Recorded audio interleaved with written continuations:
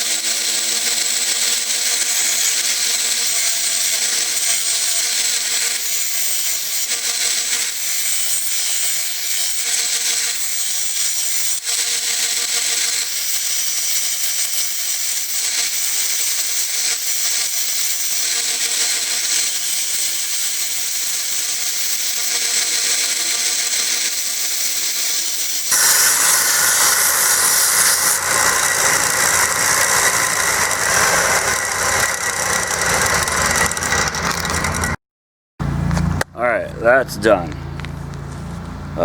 Here's what we did. This brand is called a Pony. I don't know, it didn't cost me very much at all, but you know, hammer's a hammer. Can't ever have too many of them, and I haven't used this one since I bought it. Well, actually, I've never used it, and I've had it for about a year now.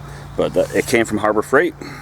What I ended up doing was I sanded the handle so it's kind of more squared. It just feels like a better grip in my hand. It takes a lot less energy for me to hold on to it. But if you see that, the hard edges still appear to be there, but it's not. It's just the sanding lines. It's nice and smooth and rolled over. So when it hits the steel, it's just going to spread it out. The same thing with the back. Nice radius, nothing hard there, nothing to deform the steel too much. So anyway, there's that. Now here's our task at hand. I have to turn this into maybe a 13-inch long blade overall. 13-inch long knife overall. The blade, I'm thinking, might be 7 inches, 8 inches, but we'll see. What I'm going to do is shoot for around the 13-inch mark, and to do that I'm going to mark my anvil. Let's see here. There we go. I got you on there? Yeah. I'm going to take a tape measure, mark 13 inches off this anvil. So from the tip of that anvil to here.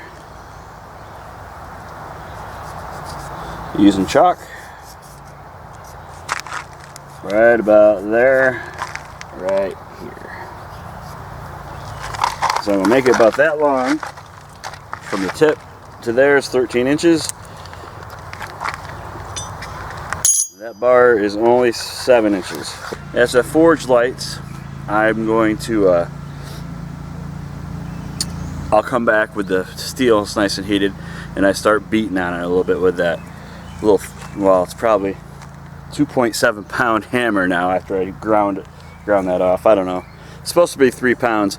I don't believe it is or ever was 3 pounds. So I don't know. But I'm gonna take this hammer and I'll beat on the steel, and hopefully we will draw it out to that length, no problems, and make some sort of knife out of it that will meet the parameters of our testing when we go against Connecticut backcountry. First things first, I'm going to focus on drawing out the handle a little bit, which is going to be probably the last 2 inches of this bar. Well, it'd be helpful if I hung on to it. There we go. But anyway, so we're going to hang that over by about 2 inches and just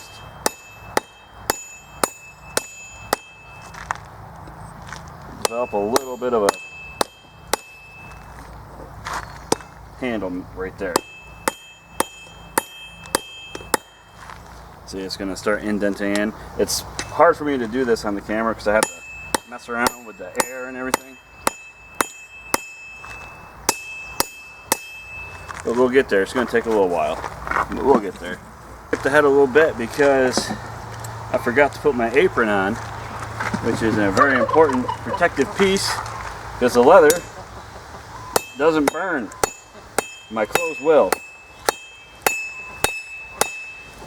Anyway, this is where we got so far. We're just going to take this, draw it out a little bit. Holy smokes. I got to stop talking so much. We're going to do that. Draw that out just a touch. And then thin it down.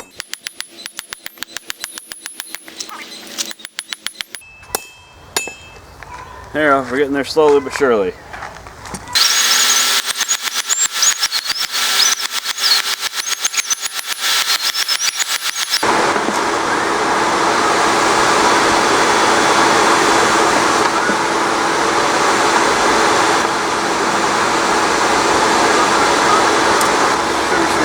Let's rock and roll. This life is in.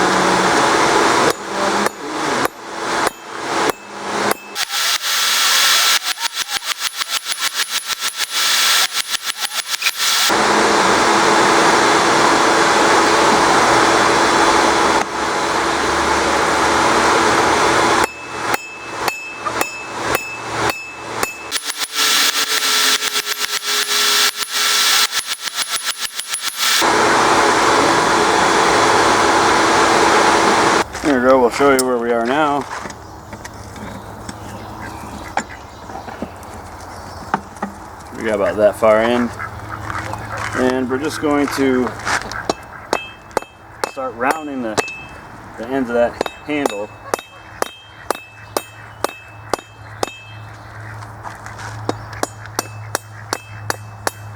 You know what that's going to do is hopefully bring it nice and comfy. I'm going to bring this down a little bit.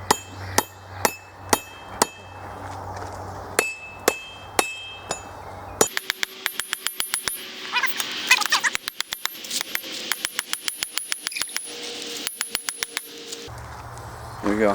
And then next I'm going to hit it with the peen part, the straight part of that, and try to bring this end down just a little bit. That way I'll stay nice and firm in my grip.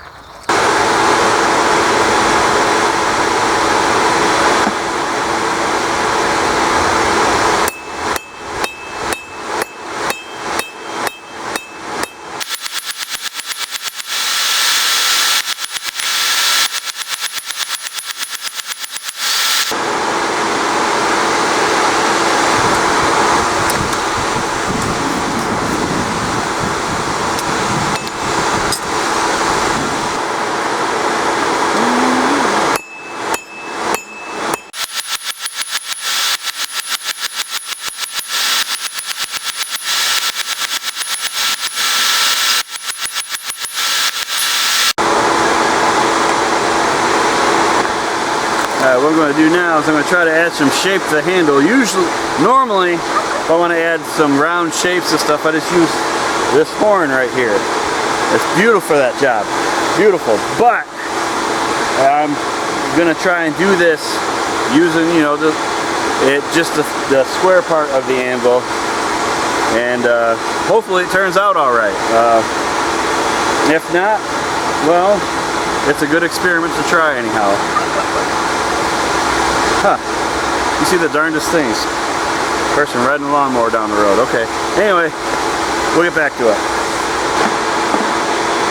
So I'm just going to hang this over the edge just a little bit. There we go. Hang over this edge a little bit.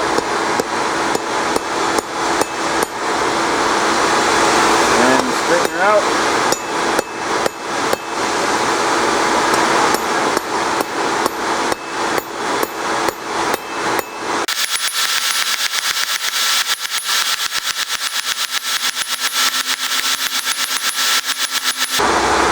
That's what I came up with. I don't know. I guess that's workable. So we'll keep on doing that.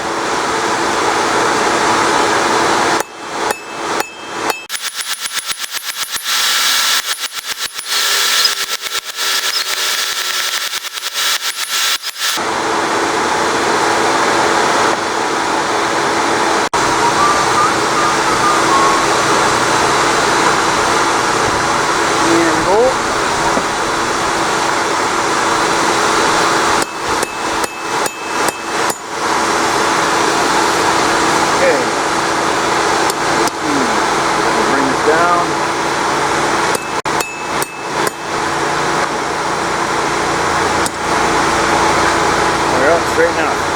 That's our handle for right now. I'm going to go back and we'll straighten it out after I get the blade worked out.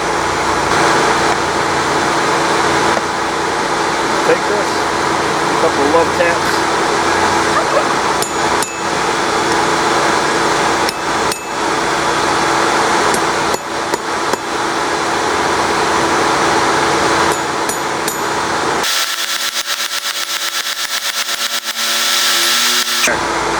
That's what we got. Now we'll flip it around, we'll work on the blade. Now, hold on a second.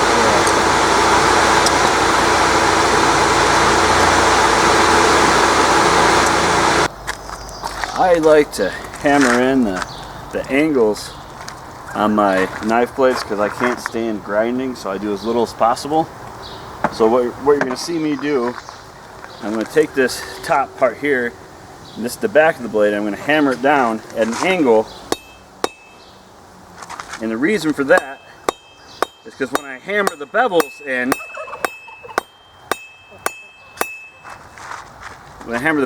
it's going to bring the whole blade tip, it's going to banana up. So I'm going to try to counteract that by hammering this angle down a little bit.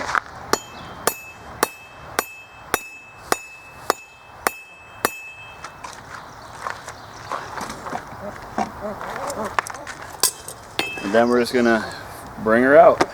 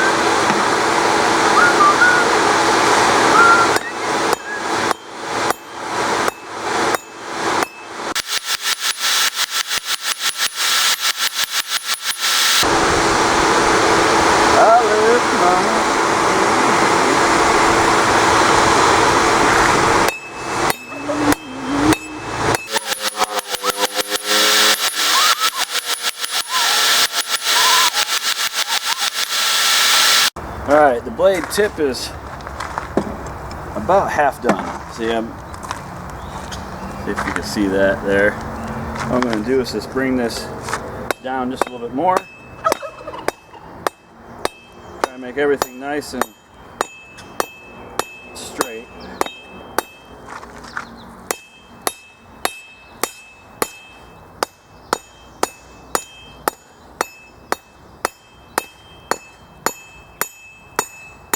There we are. So now I have that. It kind of looks like a sax, one of those Viking knives. So what I'm going to do now is I'm going to round. I'm going to do the same right here. I'm going to break that corner right there, and then I'm just going to draw everything out so it's nice and about. I'd like it 3/16 or 3/32 to 3/16 of an inch thick. So we'll go from there. But once I draw all that out, I'll bring you back and show you. Alright, I'm gonna put a point on that tip, and then I'm just gonna draw everything out. So here we go.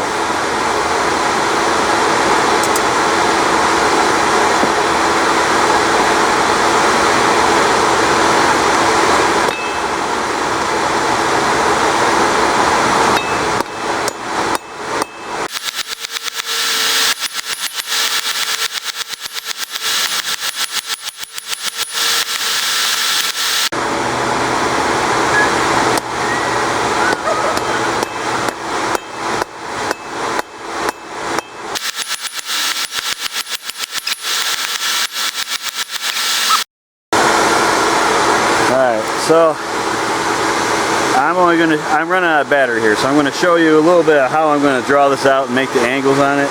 But it's gonna be quick.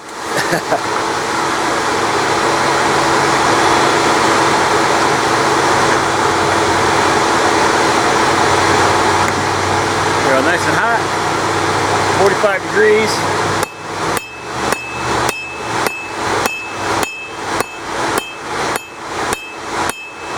Other side.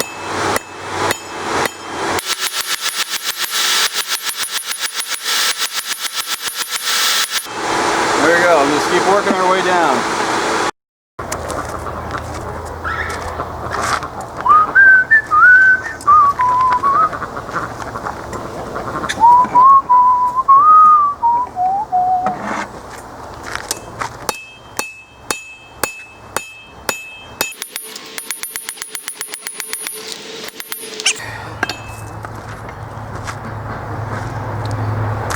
Alright, so here we go. See how that tip is has risen way above the spine? Look how thick that spine is. And the edge right now is as thick as I want the spine to be. So what I'm going to do now to counteract that is just hammer the back edge. I hammer the spine nice and thin, like the edge of the blade, and then just keep going back and forth. I'll show you that the next heat. I'm going to start doing that, and you'll see this tip start to lower gradually.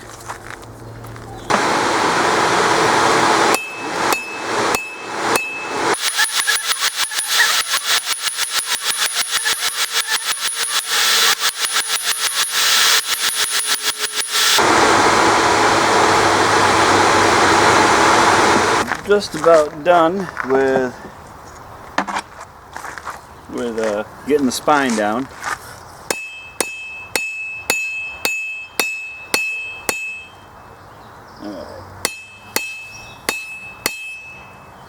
And here we go.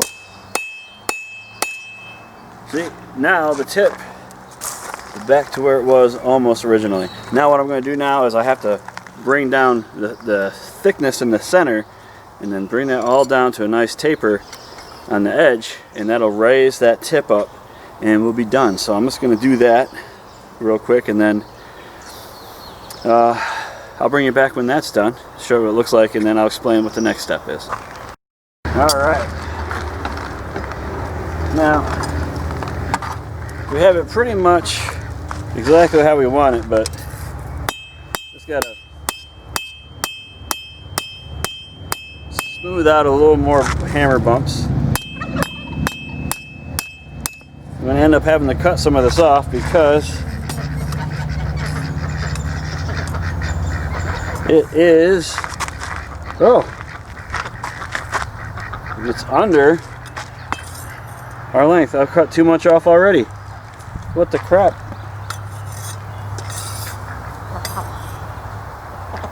Alright, well I got some more hammering to do. I gotta thin it down a little bit more even. Huh. I have thinned it out as much as I could. Well, not as much as I could. I could do a little bit more. But right now, all I'm interested in doing is what I've done. I'm gonna take this little punch set and see if we get that right in the center here. And that's just gonna tell me where I'm drilling the holes later. There we go.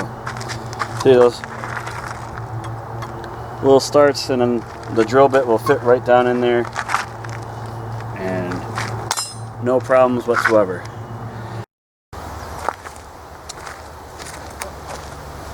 Well, finished with this knife, and I failed. This is 12 3/4 inches long. It's not 13 inches. So if Gary over at Connecticut Backcountry makes a 13-inch knife, he wins automatically. Oh well, I'm still going to finish this up, and I'm going to do the test with it. But I'm awfully disappointed. I'm not going to make another one. I figured this was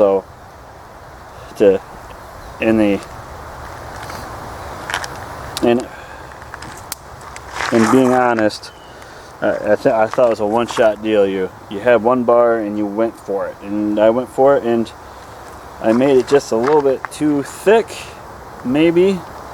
I can't really thin it down without really making it a mess, and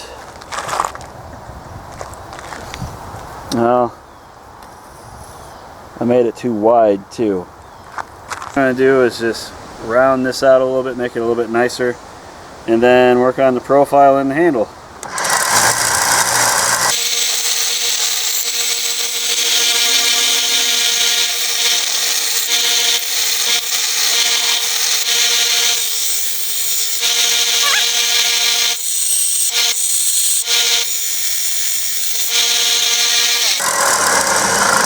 So that's what we got. Here's the big problem I have with this blade right now. It's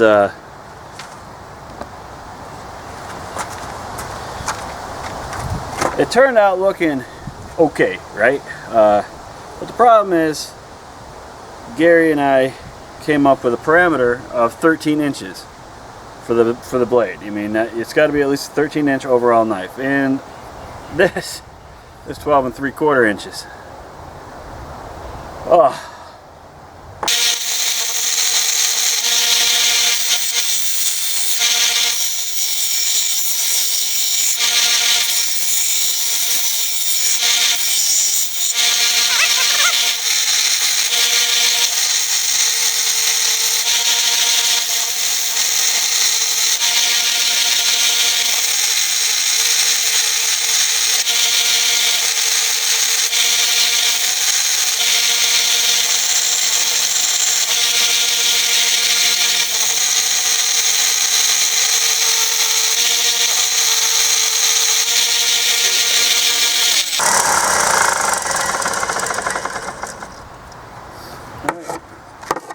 there we go.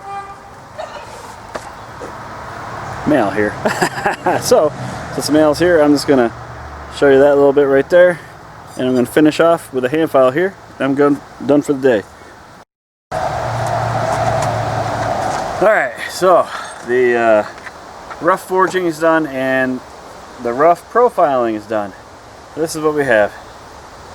It's still, I mean, this is just a little clip point. Should be easy enough to carry on your belt if you wanted to take it out. But the problem is, we specified 13 inches. I agreed to it, and this is 12. Well, it's 12 and a half now, because after I did the rough profiling, some of it came off, a little bit came off the handle here, and a little came off the tip, and that ended up being about 1/4 of an inch. So now it's 12 and a half inches, and it doesn't meet the parameters. But I'm going to finish it anyway. I'm going to put some hardened leather scales on it because it just needs to be tough. It doesn't need to be pretty. And after it's all done, I don't know what I'm going to do. I'm just probably just going to use it because actually I really like the handle. Came out all right. Fits my hand nicely.